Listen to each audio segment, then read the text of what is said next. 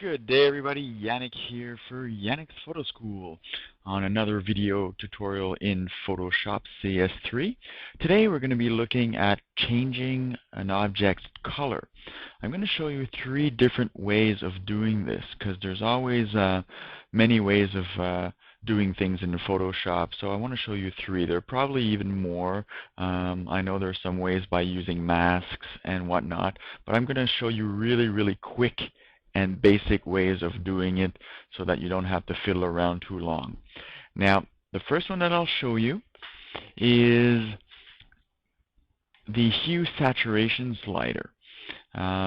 What you need to do now is to go into Image, Adjustments, Hue Saturation. You can always use Control U as a shortcut to get there. And your dialog box appears. Now let's go through this dialog box if you've never used the hue saturation or you're not sure exactly how it works. The first box that we see here is the drop-down menu. When master is selected, which is default, it will affect all the colors on the whole image. What we need to do to change a specific color is to select a channel, a color channel from the bar here. And we'll get to that in a minute. Now, the three sliders that we see here, we'll actually be using mostly the top two, and especially in this tutorial, the first one, which is to change the hue or the color of an object. So we'll be using that. We might saturate or desaturate after we've done the first hue change, and we won't be really touching at lightness and brightness here on that slider. Now what I want to bring your attention to right now is the rainbowed bars here. This is basically all your color ranges for this image, actually for all images. So this is the whole gamut of colors. When the master is selected, as you can see, there's nothing that indicates specific color ranges. Now, pay attention here just a second. I'm going into the red channel. Oops, look what happens in that color bar. A dark gray bar right in the middle here appears, and it tells you this is the range that will be affected by the changes that you'll be making. And this is the feathering out so that it has a smooth transition into the colors. So it's feathering out into the oranges on one side and into the magentas on the other. Now what's great about this is that you can manually adjust that. First of all, by clicking on the dark bar, you can slide the whole thing one way or another. Or if you click on the edges of the bar, you can increase your range, your color range. And also by clicking on the tabs here, you can increase your feathering to give you even more detail. Now I've done this for this object. What we'll be doing is changing the heart color. And let's just see how it does. Let's pretend it's St. Patrick's Day and we want a green heart here. So which way are we going to go? That's the magenta way. So we want to go the other way. We're getting into oranges, yellows. Oh, we're getting some greens here. And that's a nice shade of green that I like. Now you want to make sure that almost all the reds here are affected. I can see that some of the shadowing here isn't affected. I can click on my Shift key and you'll see a plus sign appear beside the eyedropper, and I'm going to go click into that shadow to get all the red out, and there you go. Now I have a nice green heart for St. Patrick's Day, and that's number one. Now I'll cancel this and I'll show you the second way of doing this. Again, into Adjustments, we'll go down to Selective Color.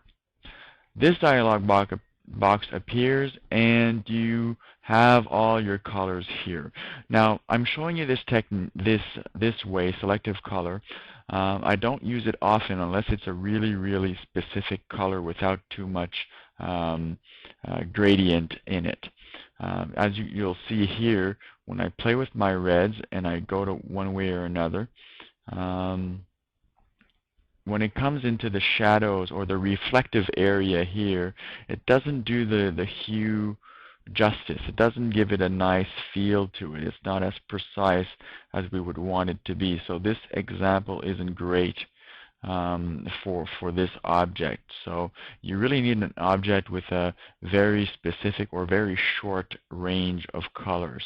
So a really, really red image or without any gradients in it. So that's number 2. One of my favorite ones that I like to use, again in adjustments, it's called Replace Color. It's very similar to the hue saturation, but what it gives you, it actually gives you an image, a visual image of what you'll be changing. Now again, with my eyedropper, I'm going to click on my heart, and as you can see, something appears here, and the white indicates what will be changed. Now, if I want to add to that, I can just use my Shift key again, and the plus sign appears on my eyedropper, and I can just select in my heart, or you can select right on the images here, exactly which colors you want affected by the replace color. So I'm going right into the images. I'm going right into the shadow here, onto the reflection, and as you can see the reflection here and everything. Now, fuzziness is again a bit like the feathering in the hue saturation slider. So it gives you some range. You can see by increasing or decreasing it how the whites and the grays are there. So I just want the heart and some of the shadows to be there. So fuzziness of around 40 for this image for now is good. Now let's use the sliders here, which are the exact same ones as in the hue saturation dialog box. So I want the green heart, so I'm going to move it this way. And there's our shade of green. Now looking at this image, all the reds seem to be out, except for part of the reflection here. So by clicking on my Shift key, I'm going to click on it, and voila, that's simple. All of our reds are now greens. And that's basically how you replace a color or change an object's color in Photoshop. 3 different ways of doing it. There are a lot more. If you know of some more, feel free to post them in the comments. It's good for everyone. Again, Yannick here for Yannick's Photo School, signing off, and see you next time. Bye-bye.